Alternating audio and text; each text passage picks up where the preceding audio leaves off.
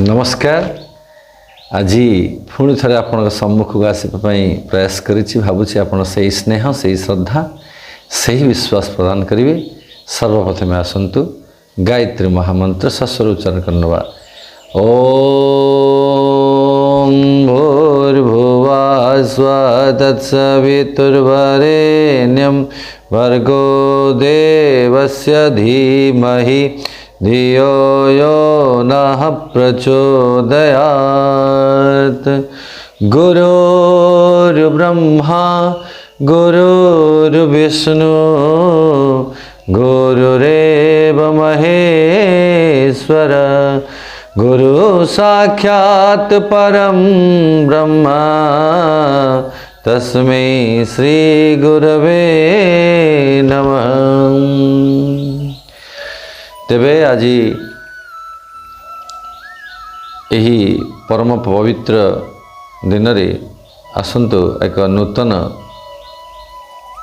विषय को आरंभ करवा। विषय शीर्षक होछि चरित्र। परम पूज्य गुरुजी आमको तीनोटी सूत्र प्रदान करिसेंती, जार आधार रे आमे गुरुजींकर यही महान युग निर्माण कार्य को आगे नवा एवं से अंशग्रहण करिपरिबा। से तीनोटी सूत्र होछि चिंतन, चरित्र एवं व्यवहार। यही तीनोटी भितरु परम पूज्य गुरुजी चरित्र को मुख्य स्थान देइछंती। चरित्र निर्माण सही प्रक्रिया अटे जहाँ मनुष्य को सृष्टिर अन्य प्राणी मान ठारू श्रेष्ठ करिथाए। सद्विचार एवं सत्कर्म यही दुईटीर समष्टिर नाम ही चरित्र अटे। आज्ञा विद्वान माने कहिसंती धन चलीगले किछि जायस नाही, स्वास्थ्य नष्ट हेले बुझंतु किछिटा चलीगला बेल भाविबे, परंतु जदि चरित्र नष्ट हैला तेबे सबु किछि चलीगला। आपण को उपरे आ कहार विश्वास रहिबो नाही, आत्मविश्वास कमी थाए। चरित्र जोगु व्यक्तिर चिंतन व्यवहार रे गहनतम परिवर्तन हुए। जड़े व्यक्ति चरित्रवान हेले असंख्य लोकों पाई से प्रेरणार स्रोत हुए। बाटबणा एवं भ्रमित लोकों को से नुआ रास्ता देखाए, नुआ पथ देखाए, नुआ दिग देखाए, नुआ दर्शन देखाई थाए। चरित्र एपरि एक गुण जहाँ मनुष्य को देवतुल्य करे। जो माने धनी, संपत्तिवान, प्रभावशाली, उच्च पदस्थ लोक एमान सम्मुख में आमे चरित्र को प्रायतः भूली जाए। आज्ञा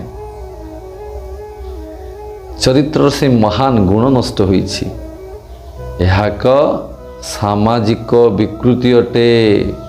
चरित्र निर्माण रे यदि अभाव परिलक्षित हुए पूरा विश्व त्राहिमाम हुए, संकट पड़े। आज सतरे विश्व चरित्र पाखरे आज त्राहिमाम करुछि। चरित्र जो आज त्राहिमाम करुछि। समाज रे जिते विकृत देखा जाउछि ताहार प्रमुख कारण होछि चरित्र निर्माण रे उदासीनता। चरित्रवान व्यक्ति राष्ट्र वास्तविक संपद अटे। चरित्र निर्माण हेले परिवार निर्माण हुए, परिवार निर्माण हेले समाज राष्ट्र निर्माण हुए, विश्व निर्माण हुए। एवं चरित्र ही विचार तैयारी करे। आदर्श विचार ही आदर्श चरित्र निर्माण करे। इंद्रिय संयम, समय संयम, अर्थ संयम, विचार संयम चरित्र निर्माण अनिवार्य तत्व अटे। चरित्र जीवनर मूलदुआ अटे। जदि मूलदुआ दुर्बल हुए आज्ञा तेबे जीवनर देवालय छिड़ा हो पारिबो नाही। जहाँ उपरे आमे घर स्थापना करिवा जदि से मूलदुआ जदि भल न थाए तेबे जेमती घर भांगी जाए सेमती चरित्र होछि जीवनर मूलदुआ। यही चरित्र निर्माण जोगु मनुष्यर सबकिछि निर्माण हुए, आत्मीय प्रगति हुए। ଜୀବନର ଦିଗ୍ଦର୍ଶନ ବଦଳିଯାଏ। ଏହି ଚରିତ୍ର ନିର୍ମାଣ ପାଇଁ ପରମ ପୂଜ୍ୟ ଗୁରୁଜୀ କିଛି ସ୍ୱତନ୍ତ୍ର ବା କିଛି ସୂତ୍ର ପ୍ରଦାନ କରିଛନ୍ତି। ଚରିତ୍ର ନିର୍ମାଣ ପାଇଁ ଯଦି ଆପଣ ଚରିତ୍ରକୁ ନିର୍ମାଣ କରିବାକୁ ଚାହାନ୍ତି, ପ୍ରତ୍ୟେକ ଦିନ ସତ୍ ସାହିତ୍ୟର ପାଠ କରିବା ନିହାତି ଆବଶ୍ୟକତା, ସତ୍ସଙ୍ଗ କରିବା ନିହାତି ଆବଶ୍ୟକତା। ଆମର ବେଶଭୂଷା, ଖାଇବା ପିଇବା, ଉଠିବା ବସିବା, ବାର୍ତ୍ତାଳାପରେ ମଧ୍ୟ ମର୍ଯ୍ୟାଦାର ପାଳନ କରିବା ଉଚିତ। ଜୀବନକୁ ଅତ୍ୟନ୍ତ ସାଧାରଣ ଅର୍ଥାତ୍ ସାଧା ଜୀବନ ଉଚ୍ଚ ବିଚାରକୁ ମାନ୍ୟତା ଦେବା ଦରକାର। ଅଭକ୍ଷ ଭକ୍ଷଣତାଠୁ ଆରମ୍ଭ କରି ମାଦକ ଏବଂ ଉତ୍ତେଜନା ପଦାର୍ଥକୁ ସେବନ ନିଷେଧ କରିବା ଦରକାର। ଚରିତ୍ର ନିର୍ମାଣର ମୁଖ୍ୟ ଆଧାର ଏଗୁଡ଼ିକୁ ନିଶ୍ଚିନ୍ତ ବର୍ଜନ କରିବା ଦରକାର। ଶେଷରେ ଗୋଟିଏ କଥା କହିବି ଆଜ୍ଞା, ନିଃସନ୍ଦେହ ଯେ ଚରିତ୍ର ହିଁ ଜୀବନର ଅମୂଲ୍ୟ ସମ୍ପଦ ଅଟେ। ଏହାକୁ ଅର୍ଜନ କରିବାକୁ ହେଲେ ବହୁତ ତ୍ୟାଗ ତିତିକ୍ଷାରେ ଜୀବନ ବଞ୍ଚିବାକୁ ପଡ଼ିବ।